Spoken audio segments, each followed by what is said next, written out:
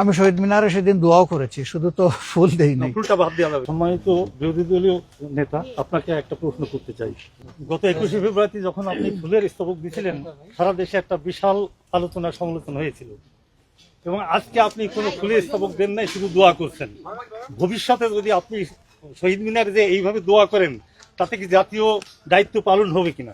পাঞ্জাবের জগতে একটি বিশ্বস্ত নাম, শাবাব এথনিক ওয়্যার। আমি শহীদ মিনারে সেদিন দোয়াও করেছি, শুধু তো ফুল দেই নাই। ফুলটা বাদ দিয়ে আমরা ফুলটা না, শুনেন, সেটা হচ্ছে কি, রাসূল মকবুল সাল্লাল্লাহু আলাইহি সাল্লাম যখন ইসলাম কায়েমের দায়িত্ব আল্লাহ তাআলার পক্ষ থেকে পালন করলেন, একদিনে হয় নাই, 23 বছর সময় লেগেছে। Gradual process.